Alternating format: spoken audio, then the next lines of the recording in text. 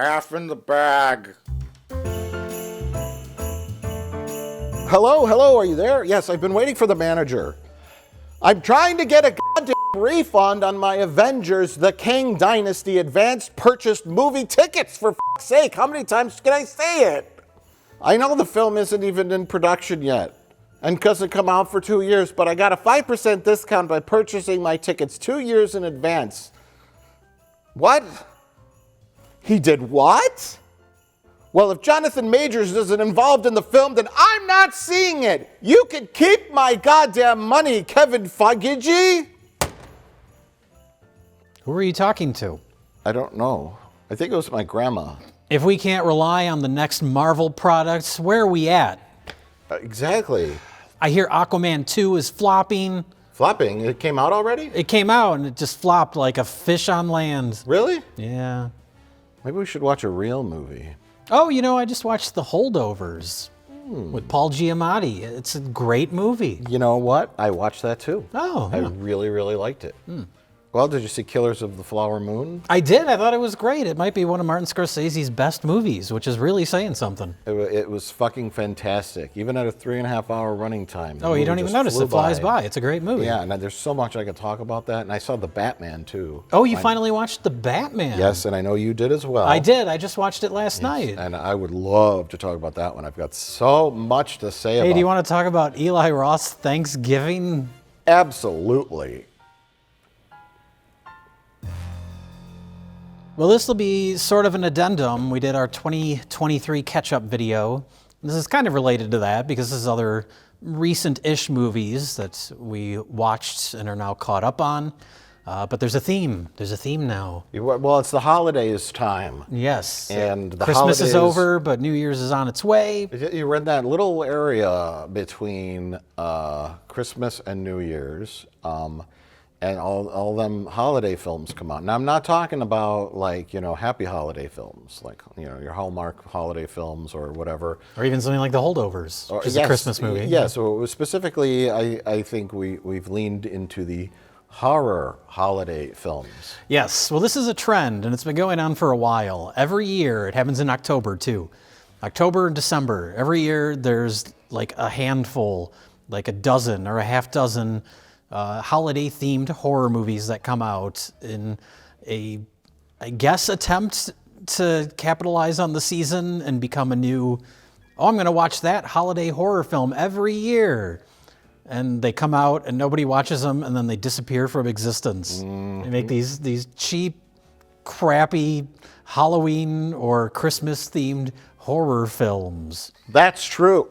That's true, and there were several on my radar that I previewed and chose not to waste my time on. Instead, we wasted our time on these three other ones. Yes, about, yeah. Santa Isn't Real is the first one. These all come up under voodoo.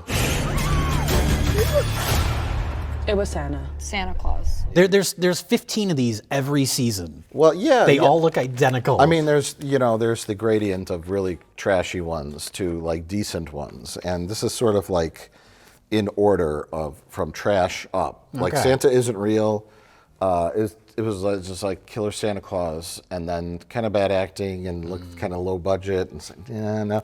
As if a fat man in a silly red hat could decide whether we live or... Next one was called Santa Stein. Is that a Polonia Brothers film? Almost. Is it a to-be original? The little kid sees Santa get killed. Santa? And then, flash forward to him as like a teenager or adult or, 20-something years old, and he brings Santa back to life a la Frankenstein. And then Santa, of course, goes on a murderous rampage. And you chose not to watch this one? The audio was not up to par. The experiment is unstable. We have no idea what can possibly... Oh no, okay, Santa! And last was A Creature Was Stirring. Her daughter has like demon in her, and she could do the back thing when, the back hyperextends and they crawl around. Yeah, like the Exorcist scare walk thing. So the daughter has a demon in her or a monster, and she keeps the monster, at bay by giving her pills and keeps turning the temperature up and putting like protective headgear on her so she doesn't bang her head against the wall. But then a home invasion throws her carefully, choreographed life out of whack, and the daughter monster comes out. Okay. And it runs around. And it doesn't look too bad. It sounds like a Christmas version of Cobweb. Yeah, so that one looked pretty good. That out of the 3 that I chose not to watch, that was the one that gets my review of being pretty good. It looks like it might be okay. But, I only have so many hours left. Better spend them watching On Earth, yeah. It's a Wonderful Knife. Yes, and that's what we're going to start with. Is that the one we're starting with? And we're also in the theme of me ranking the movies in terms of quality from the bottom up. I think probably you will agree that we should start with It's a Wonderful Knife and not There's Something in the Barn. Yeah, they're pretty close for me in terms of not liking either. Okay. But It's a Wonderful Knife. We can start with that because one, as you pointed out to me before I watched it, and it was in my brain the entire time, you said it felt like an AI wrote it. So that was in my brain. But also, we're on the topic of like subgenres. This is like a subgenre within a subgenre. It's derivative. It's derivative Horribly derivative. of a movie that was successful that was also derivative, which is Happy Death Day, which I think we both liked when it came out. But that is, it's Groundhog Day, but a slasher movie. And that we'll get into this, but that is an alarming trend by this screenwriter. Well, that's what I wanted to mention. Although the screenwriter of this movie, It's a Wonderful Knife, did not write Happy Death Day. But he wrote Freaky, which is directed by the guy who directed Happy Death Day. Which is also derivative. And Freaky was It's Freaky Friday, but a slasher movie. And now we have It's a Wonderful Knife, which is It's a Wonderful Life, but a slasher movie. There's another one that's not connected to any of these that also falls into this trend that came out this year. It was an Amazon movie called Totally Killer. Yes, I brought that up. It's Back to the Future, but a slasher movie. And the one thing they all have in common is that they all star blonde girl.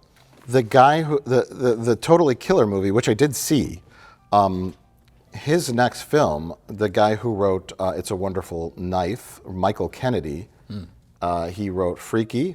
Yeah. He we'll do this real quick before we talk about the film. He was like a staff writer on some show. Okay. In 2016. Then Freaky, then It's a Wonderful Knife, and then the next film in the vein of Totally Killer is called Time Cut, and it has a knife, worst title, a knife stabbed into a clock. A high school student accidentally travels back to 2003 and decides to stop the serial killer who murdered her sister. In the premise for Totally Killer, when the infamous Sweet 16 killer returns 35 years after his first murder spree to claim another victim, 17-year-old Jamie accidentally time travels back to 1987, determined to stop the killer before he can start. So, derivative of derivative of derivative Yes. is kind of our theme here because we have It's a Wonderful Knife, and There's Something in the Barn, and we'll talk about that next. But first up, It's a Wonderful Knife. Merry Christmas. Merry Christmas. Come on. Lights are so pretty. This is perfect.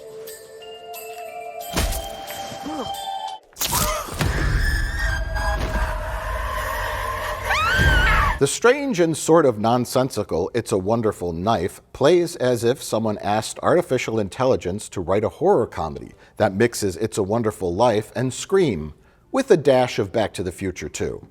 But not only that, have it made by embarrassingly woke Canadians from another planet. It got me a scale. What's the matter? You never give women gifts related to their bodies. It's never okay. How can the actors and filmmakers be both Canadian and from another planet, you may ask? Well, watch It's a Wonderful Knife and it'll all make sense. Well, I will say on the positive, this movie is a win for representation because now the gay community, they have a horror film that's just as crappy as all the ones made by the straights.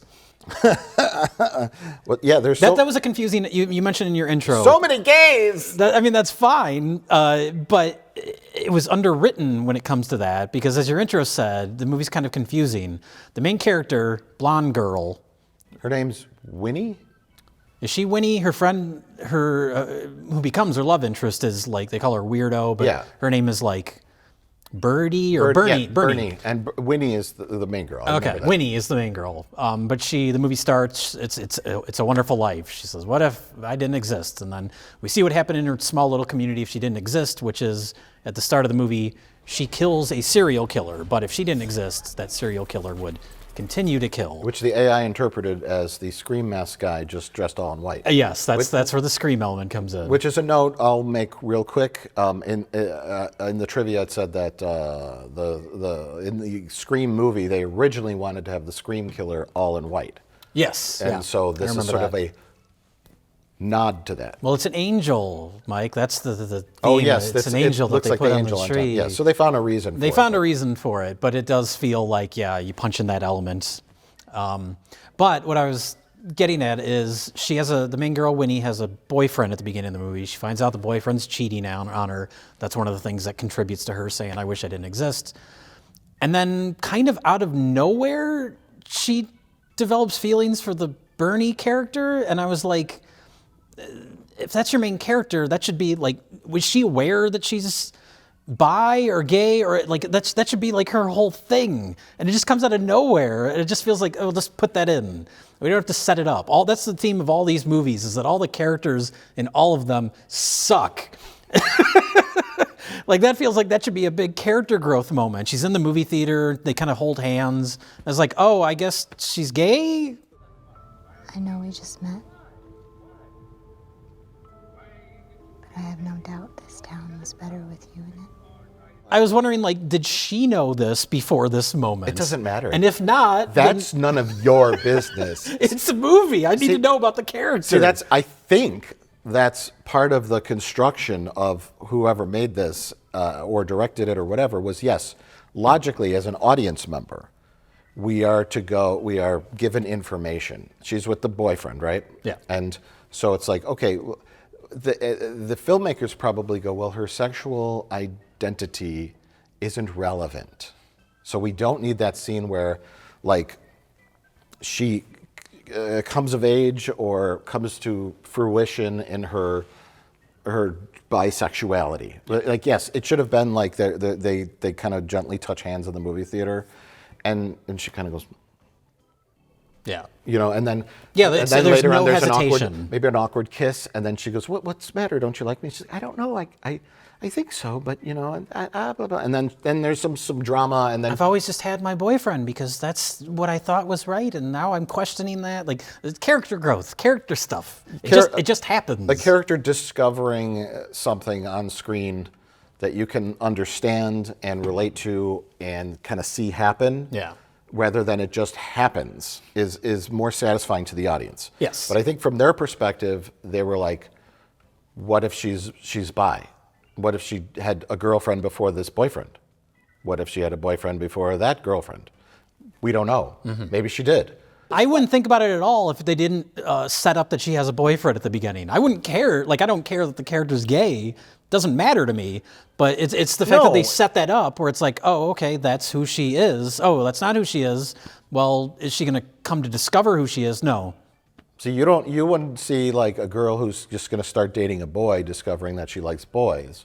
She already knows she's a bisexual. Okay. And that's information it's well above your radar, Jay. Okay. It's happening. Sure, And that's and fine, it's but none of your business of what the sexuality of the character is, because it's not a movie about that. what is it a movie about then? I don't know what There's the message nothing is. else. Give me some character growth. Give me Well, some ultimately, internal conflict or drama, because it's got nothing else going on. The ultimate end of the movie was she is the angel to Bernie, the social outcast, and she rescues her from her own loneliness. It's really not a movie about Winnie, it's a movie about Bernie, and Winnie is the vehicle that provides the change to the Bernie character. Well, this is another weird thing about the movie, and this is where it's like when you talk about AI, it's like you see like an AI image, and it's like it's a lot of times it looks pretty good, but there's always something where it's like that's not right. There's an extra finger or something. Yeah. And I'm watching this movie, and I was just like your William Shatner post. To be fair, that whole post was not AI. I just used the generative fill feature in Photoshop to remove William Shatner, and it fucked up that person's face and made it a butthole. Yeah. But I physically cut out Rich Evans and I put him in that picture. Okay. So I used generative AI to assist, but I didn't use generative AI to write an entire feature film, which I think they did here.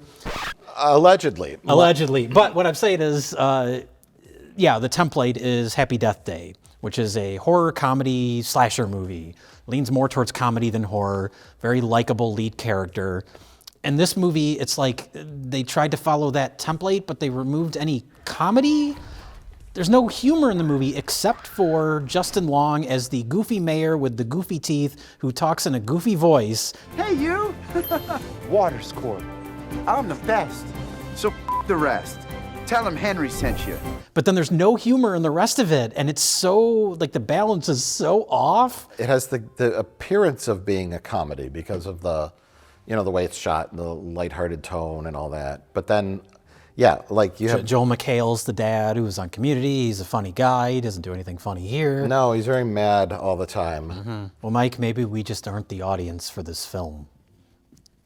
I don't know who the audience is for the film, though. Canadian teens? I liked Happy Death Day. It's very funny and scary. Oh, this movie's not funny or scary.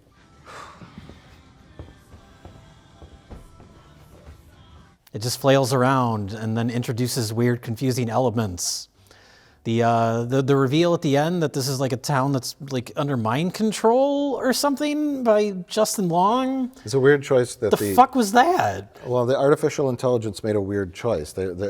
They figured like the third act, the town would be under control by the mayor, and they didn't know how to accurately depict that other than like zombies. Well, I don't know. Yeah, it's like if we're assuming that this was written by an actual human, we will for a second. We'll just pretend that it was.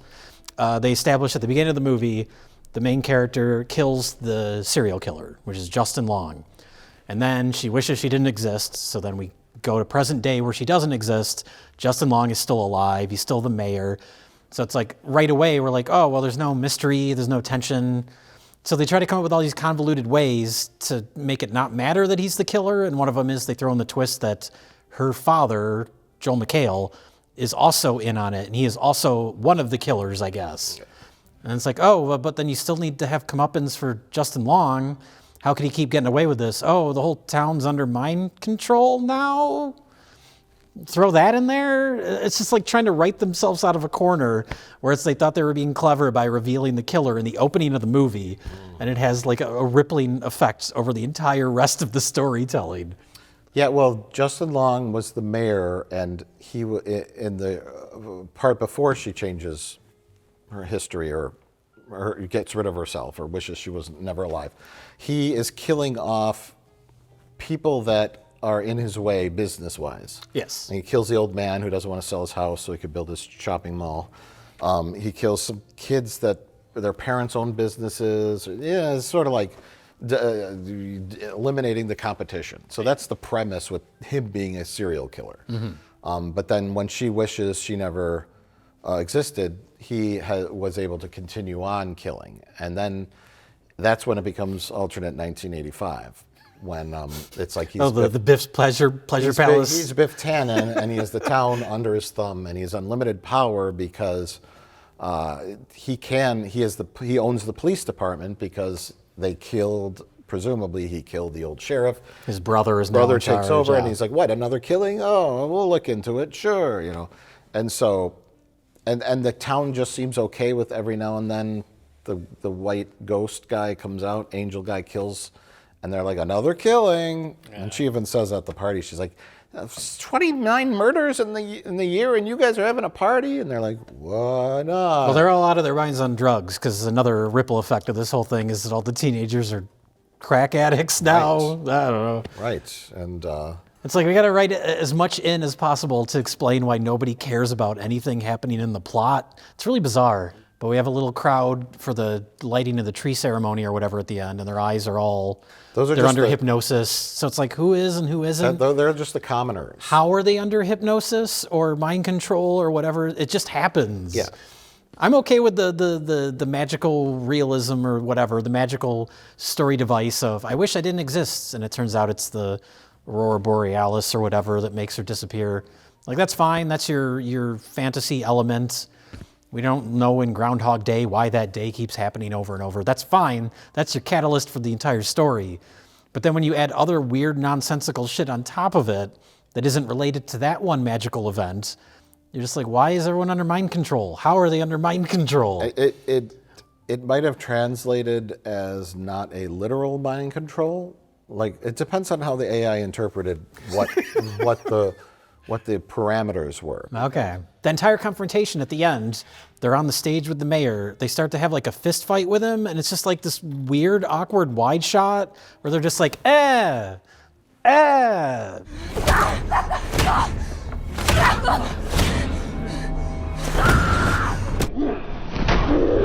Yeah, he's given like a speech, and then Bernie punches him, and then they just beat him. He doesn't run off, and everyone's just standing there. I mean, you understand the people because I guess they're under hypnosis or mind control or whatever. But the other people on the stage, everyone's just like standing there.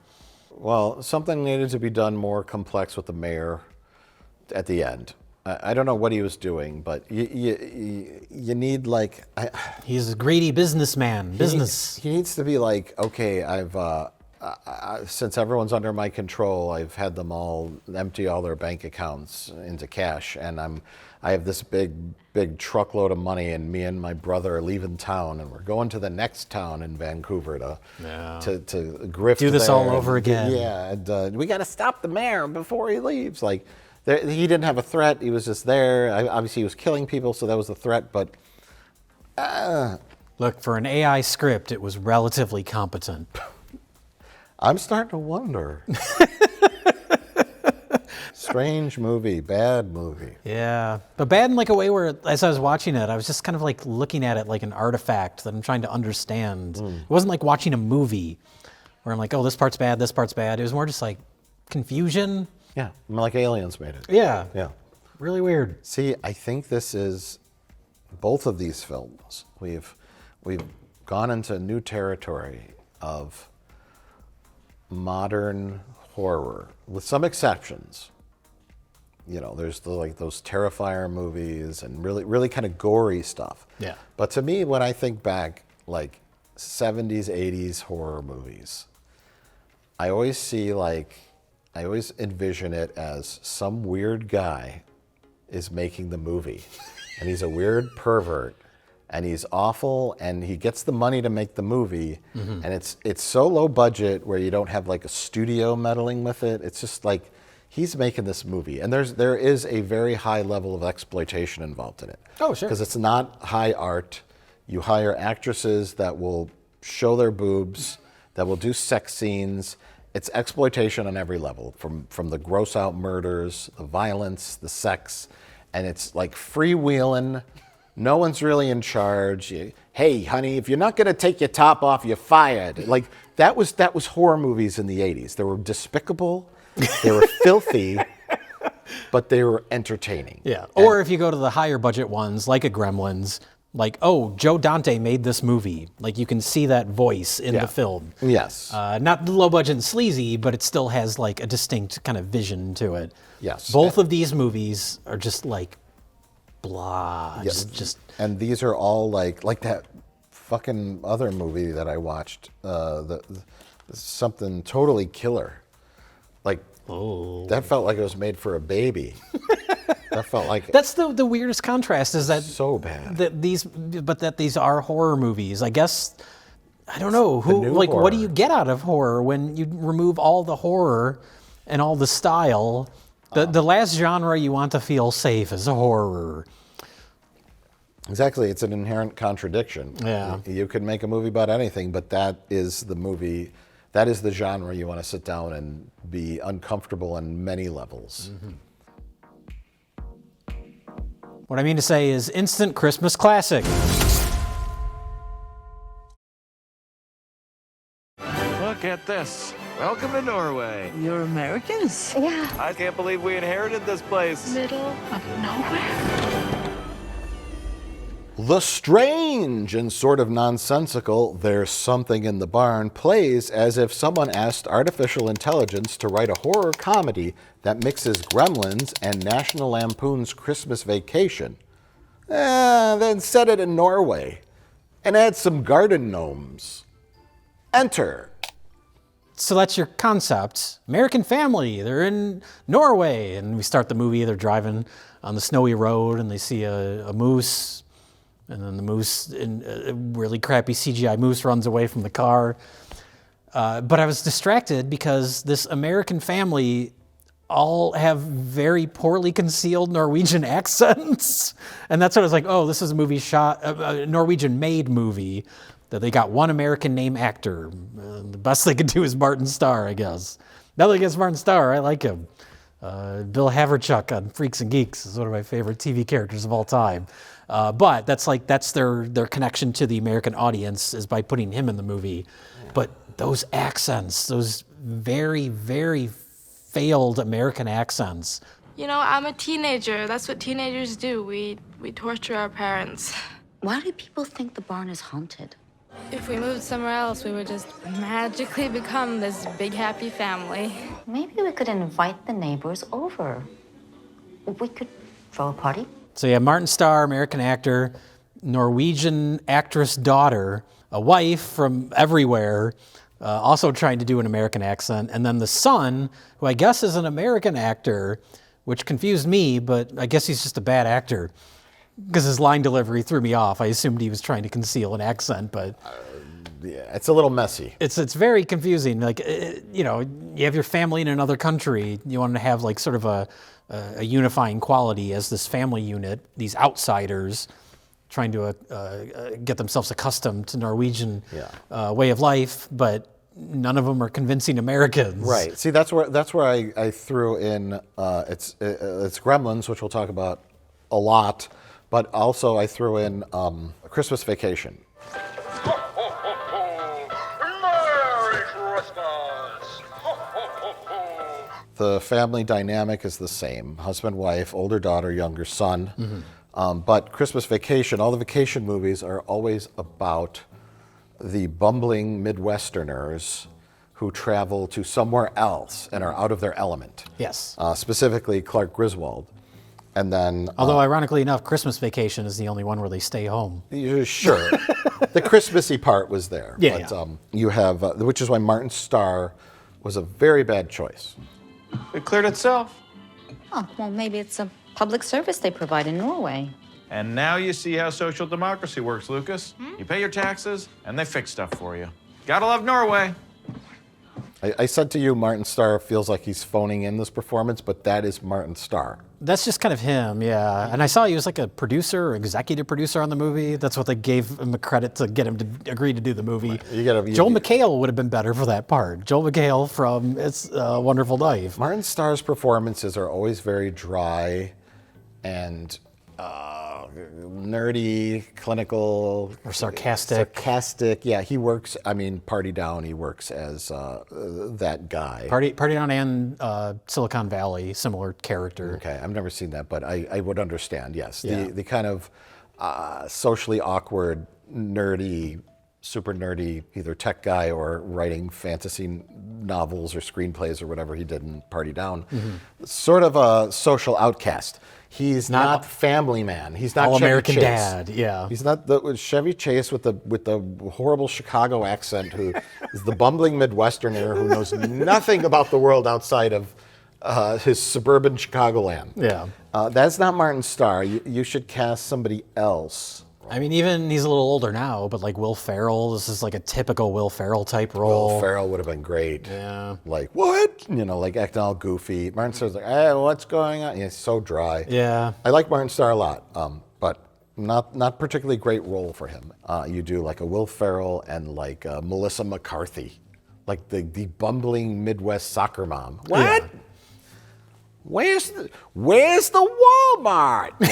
Like if you really want to like shit on Americans, you get some really cliched Americans, and they would really stand out. Yeah. They kind of blended into Norwegian society pretty easily. Oh yeah, they invited all the locals over to their barn for a Christmas party, and everyone was just getting along right away. And the thing too was there was no culture shock, and there was no culture clash. Yes. Other than the Norwegians being sort of like cold to strangers, but there was no like, We made a Christmas dinner. We have ham, we have sweet potatoes, we have stuffing, we have, what is this? In Norway, we eat cold fish. But they do have a scene later on where Martin Starr tries to make a weird fish dish, a Norwegian fish, and that was a good, like, trying to relate to their culture, but you needed the reactions from the locals. When they had the party in the barn, they should have. We cooked this for you, Martin Starr. And I was like, "Ew." Yes, you do that, and then they also cook them. What is ham? Ew, gross. I'm sure Norwegians know what ham is. I'm sorry, but I'm trying to think of something American. Sure. We made you a fish fry. They could be from Wisconsin. There you go. We made fish too. Why is it so greasy? We boil our fish and serve it cold with geschlapatats on the top. What's geschlapatats? Oh, ground up fish organs that have been pickled in the brine of whale sperm. Oh. And then you do a bait and switch where that's not an actual Norwegian dish. They're just doing this to fuck with Martin Starr. Sure, yes. Something. Anything. I would have taken anything because nothing happens in this movie. There's no plot. When are we going to get hired as fucking script consultants? Jesus Christ. Just send us your script and we'll fix it in 15 minutes. I almost texted you like an hour into the movie. I was going to text you and just be like, when does the plot start? Because there's a premise, which is there's a barn elf, and the kid, the son, befriends the barn elf, just like Billy Peltzer and Gizmo. He's even wearing like a blue parka, just like Billy Peltzer wears. So, watching this movie, I noticed Gremlin similarities. If you think of any, let me know. So, it's Christmas time. Number one, I'll start small. We have small creatures that make grumbling sounds.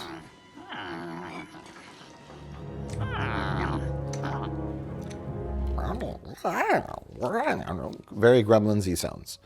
3 rules, one of which includes light. Okay. Secondly, he doesn't like bright artificial light, you know? Number 1, he hates bright lights, we know that. But you gotta keep him out of the sunlight. The other 2 are no changes and no noise. Sort of boring. Yes. Well, it depends. First off, the barn elf is very, very old-fashioned and traditional, so he hates changes to the farm. Number 2, keep him away from water. Don't give him any water to drink. And whatever you do, don't give him a bath. And he hates loud noises, so don't take him to a rave party, to put it that way. And probably the most important thing, don't ever feed him after midnight. The barn elf. But the bright light one is the most. The bright light, yeah, because there's Gremlins. a scene where they flip the headlights onto the car and it goes, yeah. It's exactly like Gremlins, yeah. The barn elves then multiply.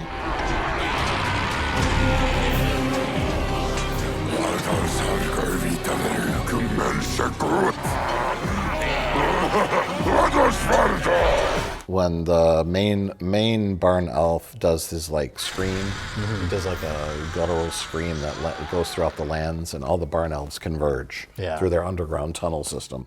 I guess that's another thing where I was like, Gremlins, you get them wet, they multiply, that's the rules. Here it's like, oh, just more of them just show up. The barn elf, a barn elf kills the local sheriff. They run her over with her own snowmobile, which is kind of gory and fun. That's something I want to talk about, is the gore and the rating of this movie. We'll get into. And then, of course, Gremlins, they cut the brake lines to the sheriff's car, which causes it to flip over and explode. Barn elves attack a man in a Santa costume. This one, they hang him. Mm-hmm. And then the other one, they kind of are just attacking him all over the front lawn. What's that stuff he's got all over him? There's a scene where the mom has a serving platter and is using it to defend herself against things being thrown at her, dishes and such. And of course, the Peltzer mother has a TV tray that she uses to defend against thrown glassware. Mm-hmm. The kid has a special barn elf friend. I'll see you around, friend.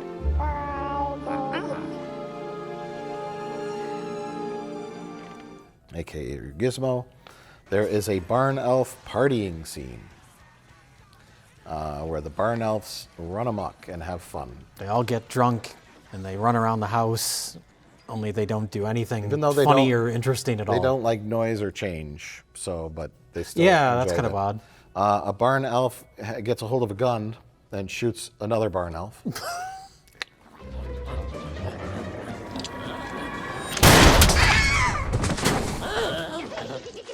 Barn elf throws saw blades, which is what Stripe did. At the end, they set the barn on fire and explode it with the barn elves inside. Obviously similar to the movie theater exploding. Baby, please come home.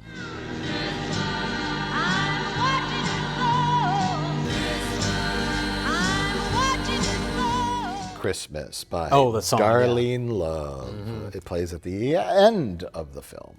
Of course, plays at the opening of Gremlins, yes. Of course, so they don't want to make it too obvious. I can't hold it much longer! What? They have guns now? What?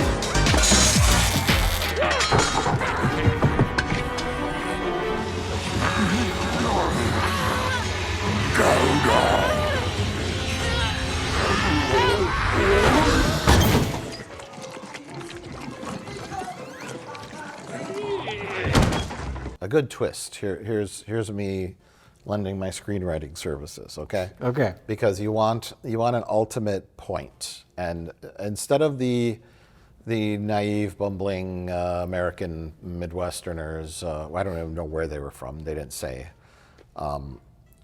inheriting the uncle's house, because the uncle tried to kill the barn elf and failed, and the barn elf killed him, right? Yeah. So they inherit the uncle's house, and they go there, and my first question is, what does Martin Starr or his wife do for work? Are they independently wealthy, or they want to turn the house into an Airbnb, but we don't know what they did before they got to Norway. So yeah. you need to have a good amount of money saved up if you're going to move to a foreign country and rehab a nasty old barn into a business. Unless you're retired and you have a shit ton of money. But you relocate to another country because of usually work. Sure. Because you don't just go there and be like, what do I do? Yeah. You could look for a job if you have a career, but they never said, oh, honey, you're a emergency room nurse, and there's a Norwegian hospital that's on the edge of town. You can get a job there. And I'm a writer, and I'm working on my novel, and Norway would be a great place for me to sit here and look out at the snow-capped mountains and write my novel. Didn't happen. They don't have any, there's nothing. Martin Starr seems aloof and disconnected and uninterested. My uncle went to this house and he lived here, I guess. So it's going to be great. His performance makes it sound like he has no interest. The wife is confused and the kids hate it. And then they hate it even more when barn elves attack. Yes. And then it's over. Except for the first barn elf that he befriends, who then turns evil, but then becomes friends with him again at the end. Right. For not really any good reason. Yes. Other than so you can have a kind of heartwarming moment, I guess. So you could have a weak plot, but really good barn elf action. Make it really funny or really... I mean, I guess that's something I wanted to mention. It's pretty violent.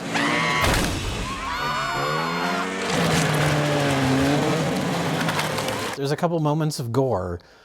And early on, they're walking through the town, and the daughter says, fuck. It's fucking freezing. And I was like, oh, that's their one fuck for a PG-13. But then she says it again. It's fucking cold. And then they keep saying fuck. And I was like, why? I looked it up at IMDb. I was like, why is this rated R?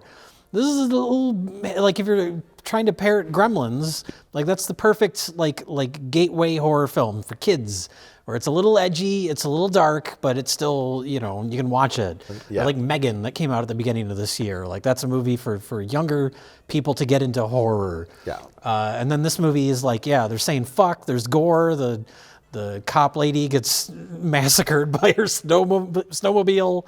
And it's like, why is it like this? Who is the audience for this movie?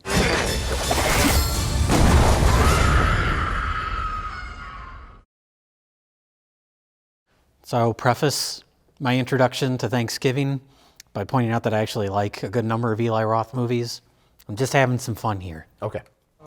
Oh, I've got plenty to be thankful for. Thanksgiving is the latest film from Eli Roth, who used to make horror movies before taking an extended break to produce the most terrible trash reality shows you've never seen, like A Ghost Ruined My Life and My Possessed Pet. Roth's first film was Cabin Fever, which was inspired by 70s grindhouse movies, but much stupider. He followed that up with the Hostel films, which were inspired by the early 2000s Asian extreme films, but much stupider. Then he made Green Inferno, which was inspired by the grotesque Italian cannibal subgenre, but much, much stupider.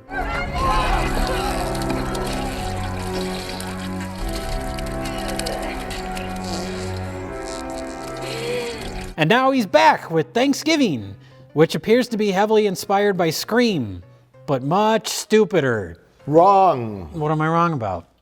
This movie is totally inspired by Scream. I agree with that. Oh, okay. 100 million%, but not stupider. Eli Roth's a weird one because he seems very self-aware of what he's doing. I think this movie is pretty dumb, but I don't think it's unintentionally dumb. I think he's just having fun. Oh, yeah. Certainly it's a fun horror movie. The Scream movies, I mean, maybe not the first one where it's... The first one's a genuinely good movie. Yeah, where it's like the meta concept and all that kind of stuff going on there, but... No, this is more inspired by the like aesthetic and that kind of slick look and those teen characters, high school characters, those aspects of Scream. It reminded me of that last Scream movie. Is that 6? Mm-hmm. In New York City. Scream 6, Lost in New York. Yeah, but with those movies, it's just like there's the Scream killer's back. He's got the same outfit, and it's a whodunit as to who the Scream killer is. This has the lovely genre layer of the Thanksgiving theme within the Scream kind of context. Yes. You know? So, and you have a new type of killer inspired by Carver, who was like a real person, and his name is just ironically Carver, which works out perfect for the film. Yeah, I don't think it had anything to do with Thanksgiving. He was the first mayor of Plymouth. Something like that. The Plymouth colony. Like, it goes back, but yeah, so it's a pilgrim, essentially, killing. And so it's Thanksgiving themed. When something is a horror theme movie, whether it's Christmas or some other holiday, it naturally adds a little silliness to it. But this was done, and maybe the bar is lower because of everything else I've watched, but this was done expertly.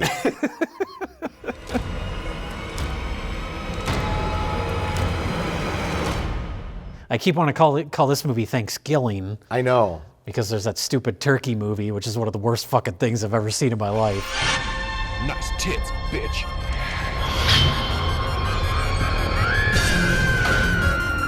I'm sure Eli Roth was like, let's call it Thanksgiving, and they're like, Well, this started as, do you remember the fake trailer?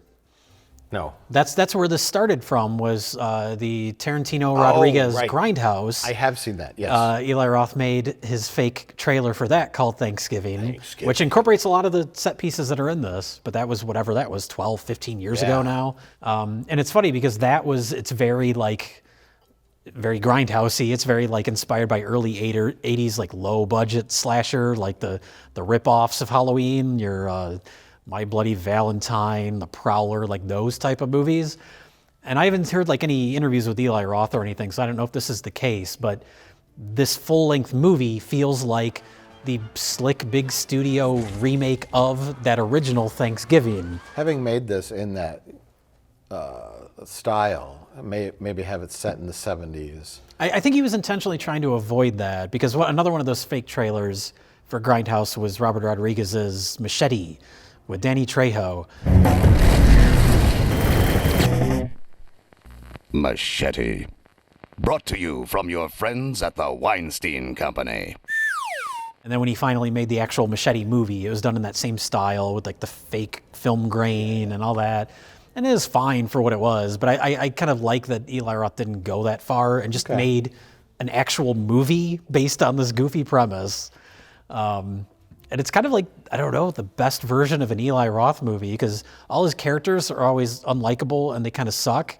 And here that's okay.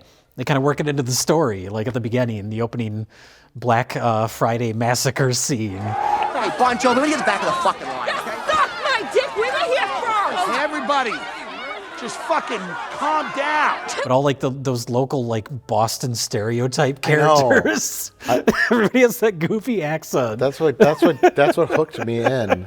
I think they're going for a record of F words, and it's like that rough Boston accent. Mm-hmm. Open the goddamn door! And it's just screaming and fuck you, fuck you. That's right, I'll get your fucking waffle irons. It does feel, and this is, Eli Roth's older now. This isn't I don't know how old he was when he made like Cabin Fever and the Hostel movies. That was like probably 20s, maybe early 30s. So those movies are a lot more like vulgar and kind of gross. But compared to the original Thanksgiving trailer, there's the scene with the cheerleader on the trampoline. Mm-hmm. And in the trailer, that knife goes right up her crotch. Oh.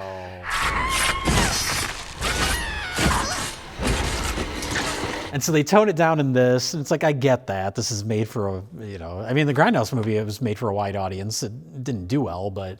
I mean, they baked a lady alive in an oven. That's the thing, is like, you still have moments like that. I'm just comparing to that trailer where it's was so intentionally pushed to the edge. Yeah. And this isn't quite that far, which is fine. I forgot about that part. Was she at least nude in the jumping on the trampoline in the fake trailer? Yeah. Yeah. She was? Yeah. Okay. See, this was like... But yeah, you still have someone getting roasted alive. That's the other thing in the trailer. They have a full person tied up on the table like they're a turkey. But then there's like a random shot of the pilgrim slasher character like fucking the severed head. They don't do that in this movie.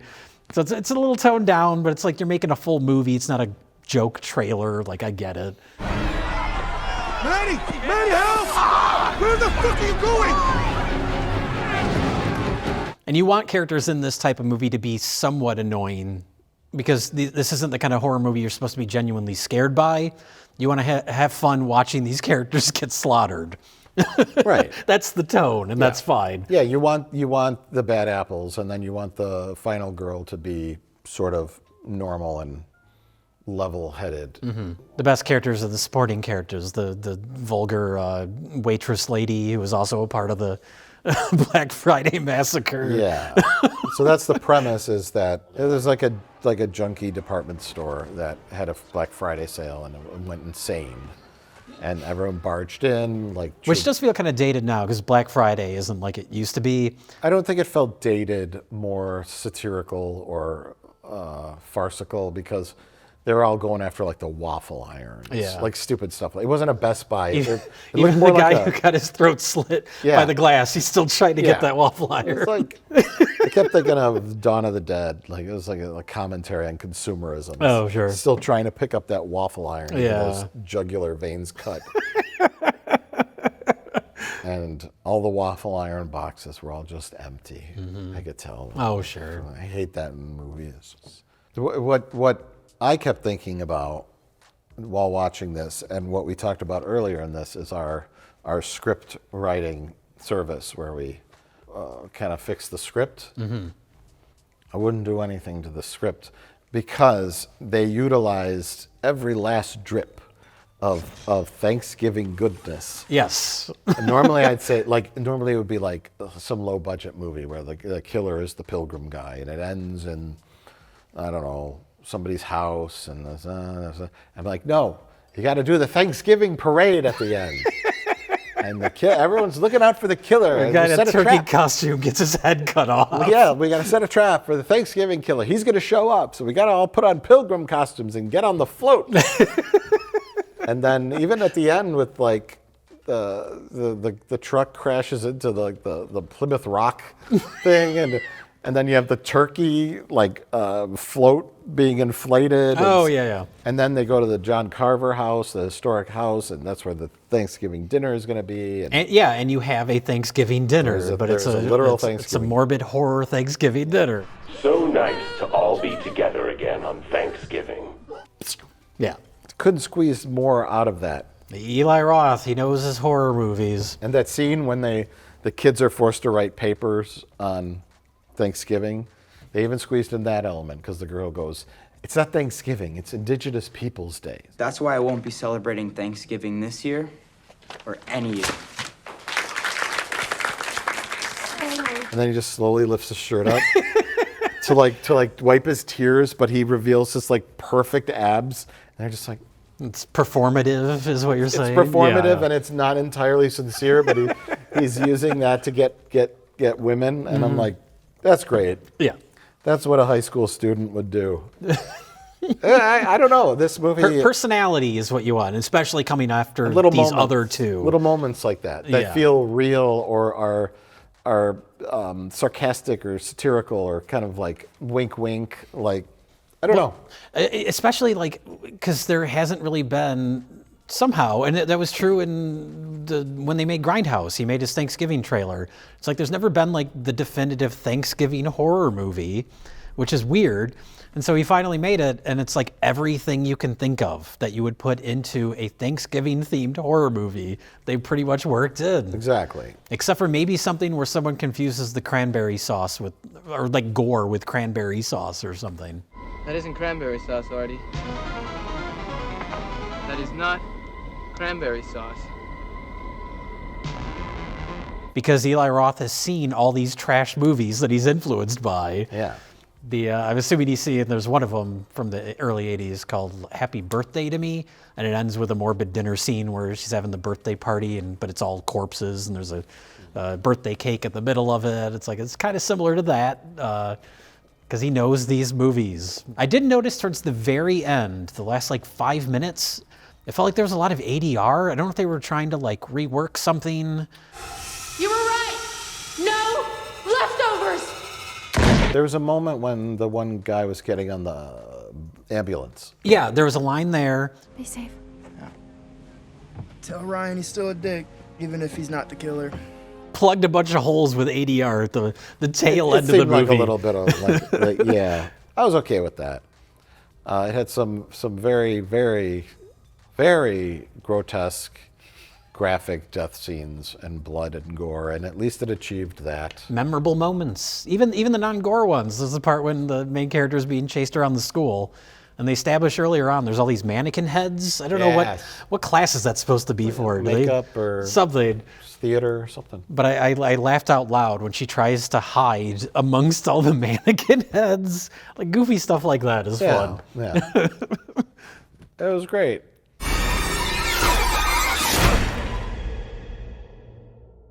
Well, that's that. All right, that's an ending. We'll make a good graphic. What are you talking about, graphics and endings? I'm saying that's that. We got to get back to work on these VCRs. What are you talking about? We're working on. We promised the Johnsons and the Blakowskis that we'd have their VCRs fixed for Christmas time because they wanted to show their family Christmas home videos. Oh, are we still doing this? Yeah. We only have a couple days to get these working. I already took my lavalier microphone Why off. are you even wearing a lavalier microphone? I promised these two clients that these VCRs...